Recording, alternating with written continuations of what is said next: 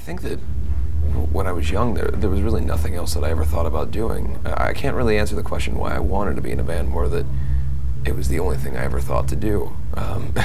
When I was probably 3 or 4 years old, I found my dad's old collection of like rock and roll stuff, you know, Aerosmith and Kiss and Motley Crue and all that. And from that time on, there was really nothing else that I ever wanted to do.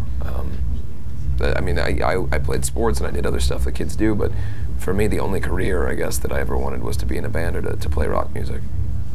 I think that I always felt as if this band was special, or what I was doing was special. Maybe that's just the sense of strength of self or whatever that I've had since I was so young, is that I guess I always felt like whatever I was doing was the right move. So, but in terms of the camaraderie or the unit that is our band, I think, you know, around 2010, when Cece joined the band, we really kind of, I guess, got together in a much closer way, and we started touring more extensively. And around that time is when we started writing the stuff for Set the World on Fire, and obviously that was a huge milestone for the band. So from that moment on, I really feel like the band was solidified.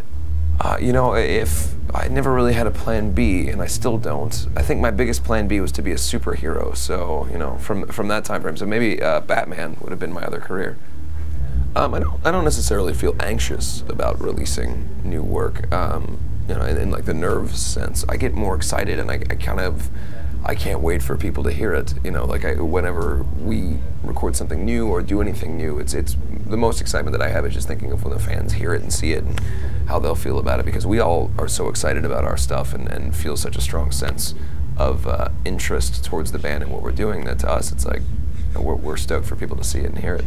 You know, I think everybody at some point in your life, you have like that moment that you kind of cling to as the, you know, I feel awful or whatever else. But I've had a real moment of near-death experience, I suppose, in Japan when we experienced the 8.9 earthquake and the tsunami in Tokyo. I remember walking out of soundcheck, we were rushed out of the building, and all the buildings were shaking and swaying. And that's the only time in my life that I really ever had that in my head, where it was like, you know, I could very easily die right now. You know, I'm watching buildings topple over onto each other and the ground's splitting. And, but apart from that, you know, I don't think that there's been too many opportunities for me to be like, oh, I'm going to die. I try not to think about death. We're all going to do it, so I try not to dwell on it.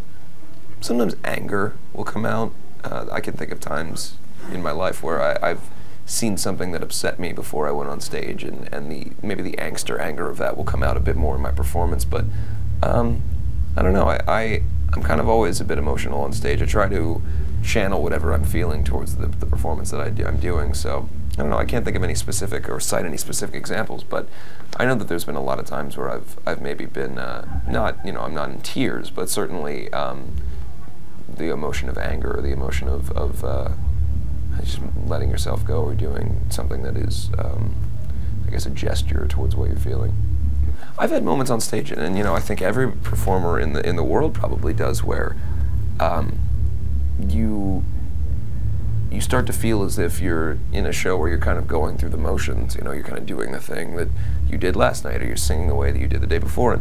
And in those moments, I try my best to kind of get out of my head and kind of kick my own ass to make sure I'm giving the best performance I can. And I think it would be lying if I said that every single time I walked on stage, I didn't have a certain said thing that I do and say the same things and do the same things, because, you know, being on tour, you become a creature of habit. But I try to keep it as new and as exciting for the audience as possible, and also for me, because the one thing I will always have is I do have that kind of Christmas morning feeling every time the intro starts and the kids start yelling, and like, I will always get that. You know, for the years that we've been touring, I've always gotten that, and I think that that's, you know, it's important to have that kind of, that, you know, butterfly feeling. I think 15-year-old me would be a big fan of mine. No, I think we would hang out still. 15-year-old me wasn't all that different. I think I probably just said and did a lot more stupid things, but you know, what 15-year-old kid doesn't?